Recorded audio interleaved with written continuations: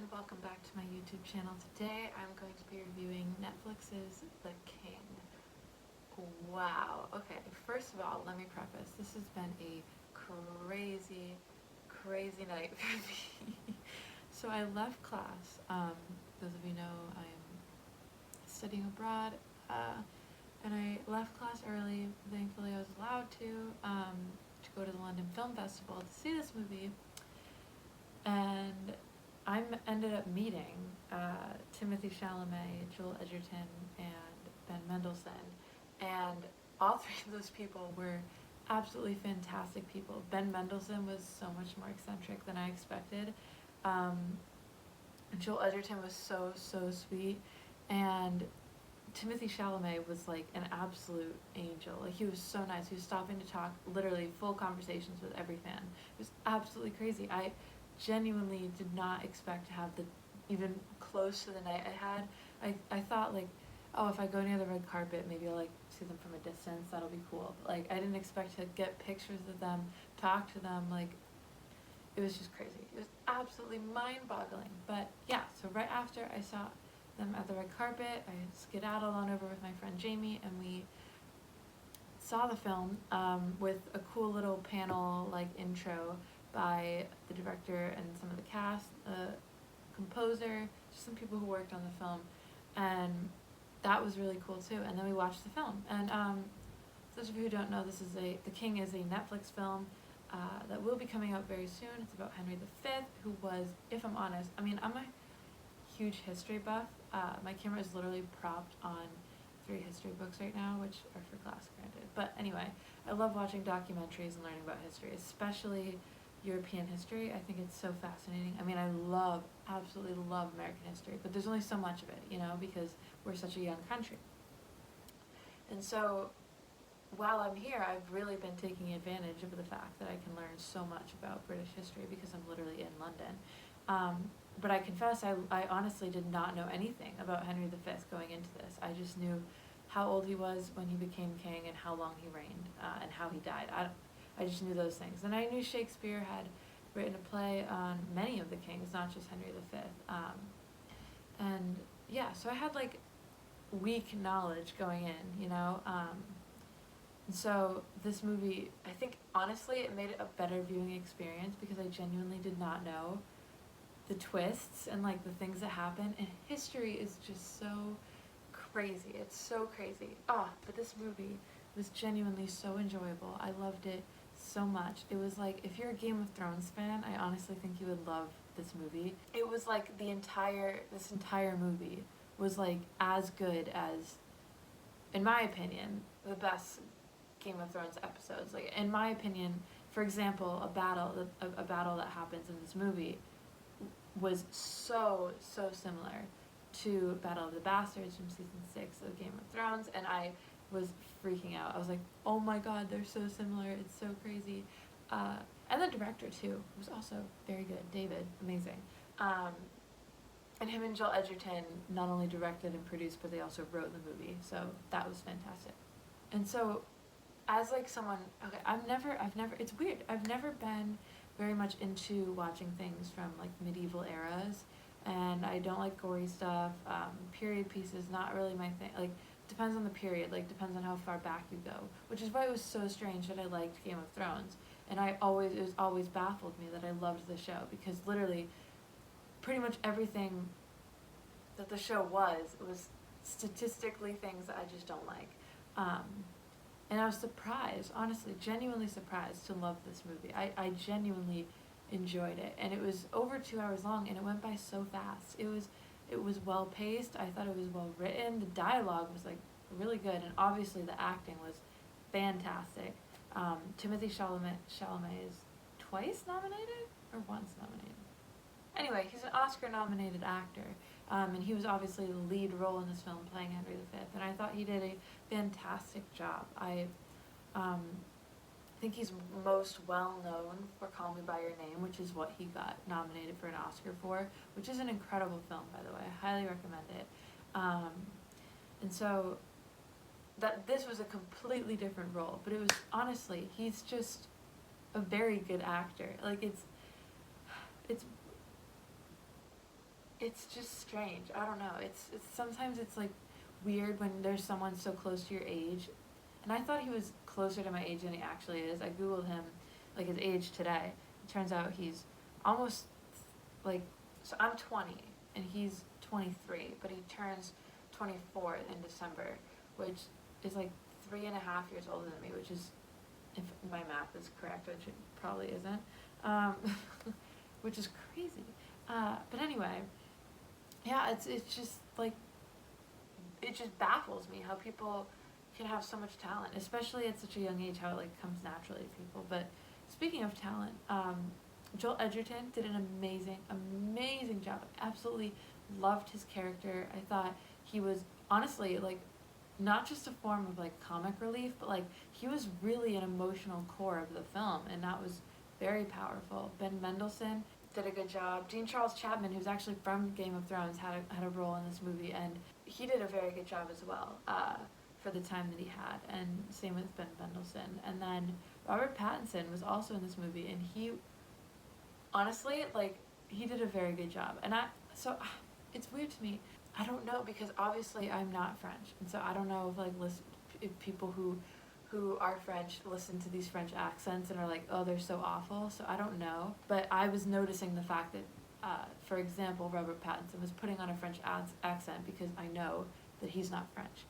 Same goes with Lily Rose Depp, who was also in the movie and was also a small part, but it was good and I very much enjoyed it. This is a very male-driven film with many male roles. That's kind of the way history wrote this story to be. I mean, women in the 15th century were not given a voice at all, so it's like not surprising that this is a male-driven movie.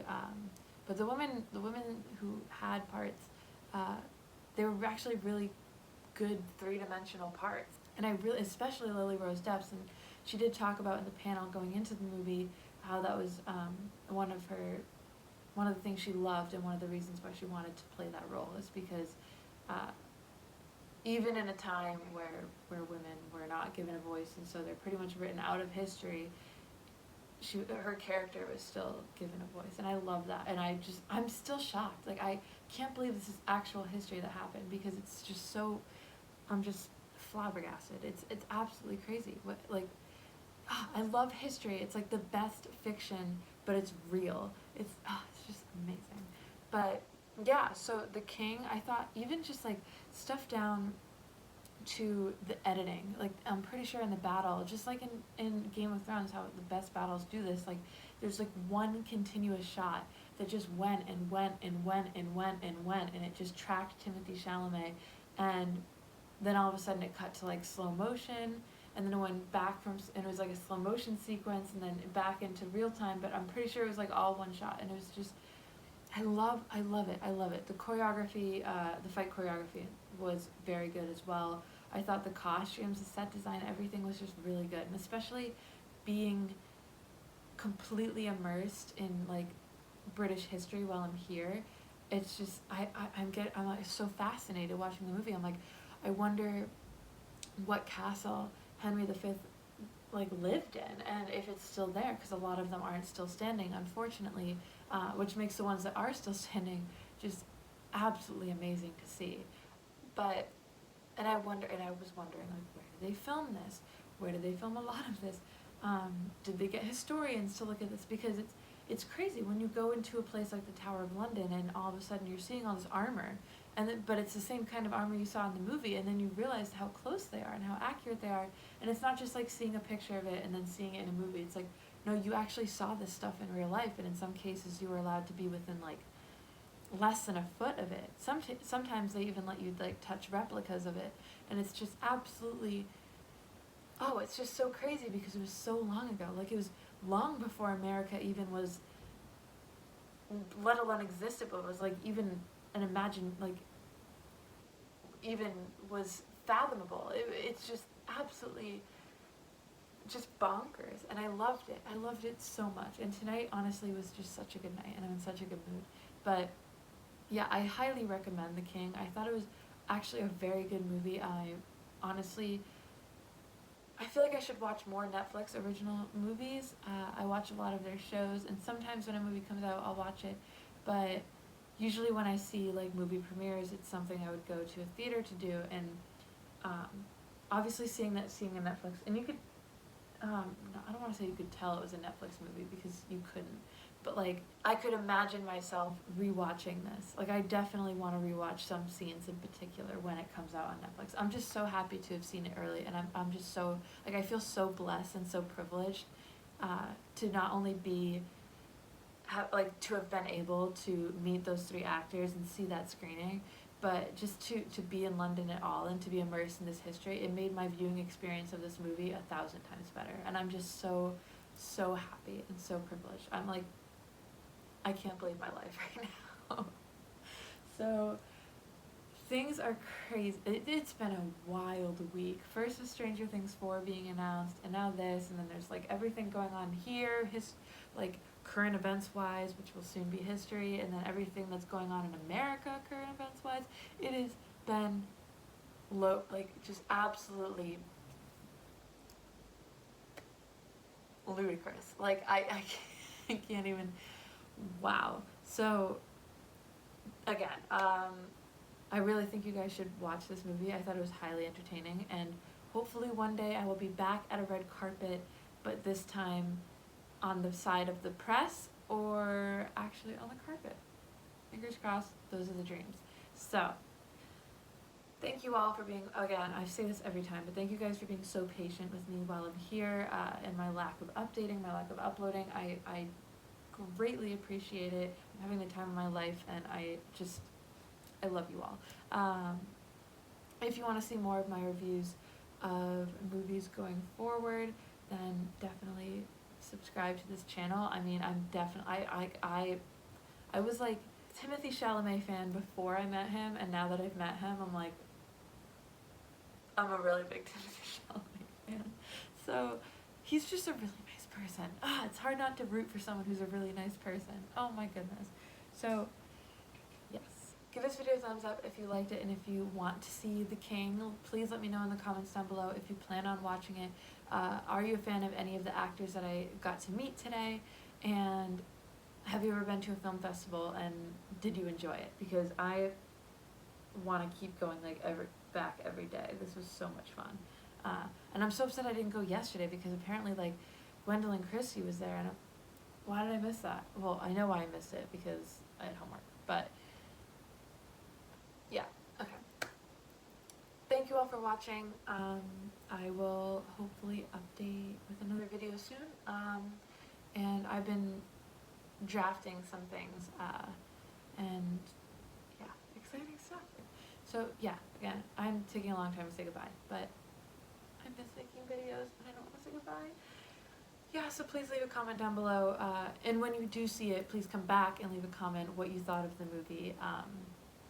And yeah, okay, well, I guess that's all I have to say. Alright, have a good day, everyone. Bye.